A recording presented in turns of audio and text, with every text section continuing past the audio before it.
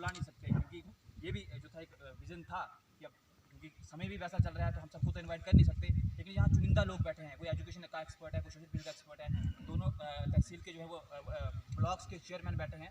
तो इसका मतलब ये है कि जब ये दोनों चेयरमैन बैठे हुए हैं तो इसका मतलब ये है कि पूरे एरियाज़ को रिप्रेजेंट कर रहे हैं, हर व्यक्ति को रिप्रेजेंट कर रहे हैं, क्योंकि हर व्यक्ति ने वोट डाला है, पंच चुने गए हैं, सरपंच चुने गए हैं, चेयरमैन चुने गए हैं। तो कहने का मतलब है पूरी पंचारी मोंगरी तहसील जो यहाँ इंक्लूड हुई है, आज यहाँ पे बैठी है, तो ये कहने का कोई औचित्य नहीं है कि यहाँ सबका रिप्रेजेंटेशन नहीं है। हर क्षेत्र से लोग आए हैं, हर पार्टी से लोग आए हैं, आप सबका हार्दिक स्वागत और अभिनंदन है। लेकिन मैं खास जोर, क्योंकि जो बाद में एक्सपर्ट बोलेंगे बहुत अच्छा बोलेंगे, जो जीतने को बोलेंगे, मैं जो खास जोर आज यहाँ युवा होने के नाते, एक आम नागरिक होने के नाते मैं यही कहना चाहूँगा कि एक यूनिटी दैट जो है सबसे इम्पोर्टेंट पार्ट है। और मैं फिर से क्लियर कर दूँ, मैं हर मंच पे बोलता हूँ, हर पॉलिटिशियन को बोलता हूँ, हर एक्सपर्ट को बोलता हूँ कि हमारा चाहे मोंगरी है चाहे पंचारी है, हमारा कोई ऐसा रिश्ता नहीं, कोई सियासत का रिश्ता नहीं है कि हम कॉन्स्टिट्यूंसी बना रहे हैं तो कोई हम सियासत करेंगे। हमारा रोटी बेटी का रिश्ता है। हमारे रिलेटिव में उनकी पूरी उम्र हो गई पार नौकरी करते हुए, यानी कि रोटी कमाते हुए।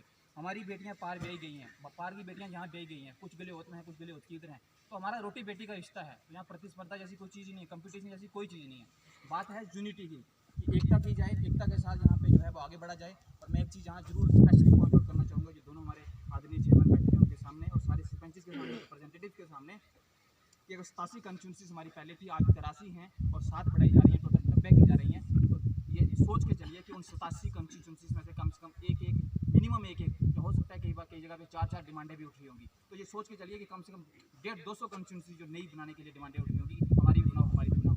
तो उन 150-200 कॉन्स्टिट्यूंसीज में जो 7 नई बनाई जानी है, जो डिलिमिटेशन किया जाना है, उसमें हमारा नंबर कैसे हो, उसके लिए एक बड़ी लंबी लड़ाई है। और कहना बड़ा आसान है कि हम सोशल मीडिया से परिवर्तन ला देंगे, या यूँ कहिए कि हम 2-4 लोगों से मिलकर परिवर्तन ला देंगे, ये संभव नहीं है। और मुझे लगता है कि आप सब इस बात को जानते हैं, हम सब इस बात को जानते हैं। तो वो उन 7 कॉन्स्टिट्यूंसीज में, या यूँ कहिए कि जो डिलिमिनेट होंगी कॉन्स्टिट्यूंसीज, जिनका परिसीमन होगा और जो नई बनेगी, उनमें अपनी कॉन्स्टिट्यूंसी बनाने के लिए मुझे लगता है कि दिन रात मेहनत करनी पड़ेगी। हम सबको रातों में जागना भी पड़ेगा, संभव है कि हमें कई लोगों से मिलना पड़ेगा और उधर भी मीटिंग करनी पड़ेगी, सब हर जगह मीटिंग करनी पड़ेगी और लोगों को इंक्लूड करना पड़ेगा, आम पब्लिक में वेव लानी पड़ेगी। मुझे लगता है कि जितने लोग यहाँ बैठे हैं, एक ट्रांसफॉर्मेशन ला सकते हैं, एक परिवर्तन लाएंगे, एक यूँ कहिए कि एक तूफान लाएंगे कि एक नए परिवर्तन के लिए। लेकिन आम लोग जो है उसको ये समझाना बड़ा जरूरी है कि भाई इसका फ़ायदा क्या है। हमारे दोनों चेयरमैन, हमारे सारे सरपंच नीचे से आए हैं असुविधा के लिए। सबसे पहले हम खेत जाते हैं, सड़कों का हाल आपने देख लिया है कैसी हैं, 70 साल बाद भी कैसी हैं, लुक पड़ रही थी, बंद हो चुकी है, क्यों हुई, क्या हुआ, ये आप सब जानते हैं। कहने का अर्थ ये है कि जब तक आपका रिप्रेजेंटेशन नहीं है, ऊपर असेंबली में आपका व्यक्ति नहीं बैठा है, ब्यूरोक्रेसी चाहे जितनी अच्छी क्यों ना होगी, बाकी गवर्नमेंट सेटअप कितना अच्छा क्यों ना हो, लेकिन जब तक पंच सरपंच नहीं होंगे, एमएलएस नहीं होंगे, एमपीज नहीं होंगे, लोकतंत्र सफल नहीं है। तो आज मैं ज़्यादा नहीं बोलूँगा, लेकिन फिर से उसी एजेंडे पे आता हूँ कि एजेंडा हमारा यूनिटी है। एजेंडा हमारा ये है कि हमें किसी को नहीं भूलना है। वाद विवाद जरूरी है। मैं आप सबसे यही कहना चाहूँगा कि ये मत सोचिएगा कि मेरा लिहाज करिएगा, मैं आपका लिहाज नहीं करूँगा। कहने का अर्थ ये है कि जो आपकी बेसिक जो मन में, बाबा साहब के दरबार में हम झूठ नहीं बोलेंगे। यहाँ पे जहाँ कुछ और बोला, नीचे जाके जहाँ पार वार जाके हमने कुछ और बोल दिया, हम वही बोलेंगे जो हम सोचते हैं।